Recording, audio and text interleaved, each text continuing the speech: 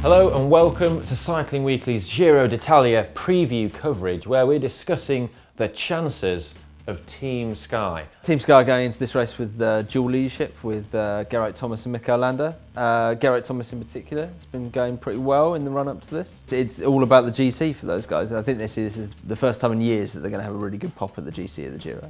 I think what's really interesting from Sky's perspective is that they've got two quite different leaders.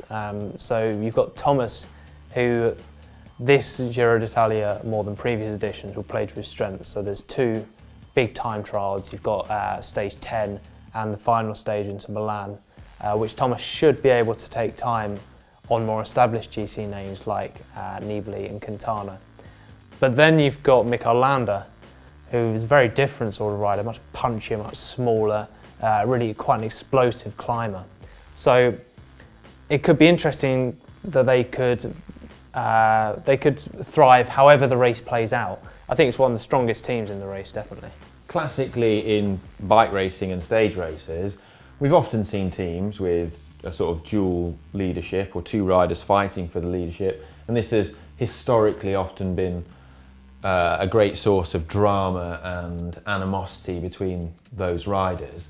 But it seems like the relationship between Landa and Thomas is quite amicable and quite honest. Well, they've talked before, haven't they, about working for each other if they're, you know, having a bad day or whatever. That's not on the final ascent of the Stelvio, is it? No, exactly. I mean, Tour of the Alps, Geraint Thomas won stage 3 and Landa sort of like cheering behind him, happy for him to see the win. Whether he wants to do that on a massive stage in Giro d'Italia is another matter entirely. If Thomas is ahead going into the final weeks, but Landa's in close attendance and Thomas is fading a little bit at the end of his first big shot at a Grand Tour GC, whether they let Landa off the leash, I think it'll be interesting to see how they play that. I think what's interesting about this dual leadership thing is, like you say, it might be interesting to watch, but I can't think of many examples where it's been terribly successful, because ultimately you've just lessened the number of domestiques you've got by one. Speaking of domestiques, how is the rest of the roster looking? Sky normally field super teams for Grand Tours. This is pretty strong, to be honest. I mean, if they're taking their A team to the Tour de France, then this B team's pretty strong. Sebastian Hainault's there. Philip Dyden, the Irishman, is a strong climber. He'll be there at the start of the big ascents. Diego Rosa, these guys, they know what they're doing. So I think the main question that everyone wants to know is Geraint Thomas, can he win the Giro d'Italia? It's going to be a brave man to predict that he can win it. It's his first ever shot at GC in a Grand Tour. But he looks in great form. I think he will certainly be in contention for top 5.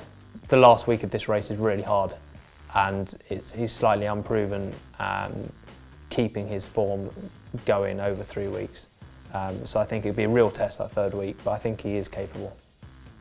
Let's not forget that whilst, you know, in previous Grand Tours he's had that one bad day and he has kind of fallen down the order, that was when he'd spent much of that Grand Tour working for someone else, and he won't necessarily have to do that here. If he can avoid having that one really bad day, I don't see why he can't be there in the top 10. It is going to be really tough for him against more experienced GC riders. But as Vern says, that one bad day does normally seem to get him.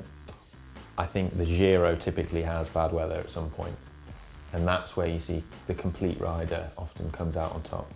You think back to when Quintana won the stage descending the Stelvio in the snow and he dropped Rigoberto Urán. You think back to Nibali, who's done it countless times, descending in the wet, destroying Bradley Wiggins back in 2013. Like you said, the team is strong, and if they can keep people around them until quite late in the race, then there's a good chance that he can avoid that bad day.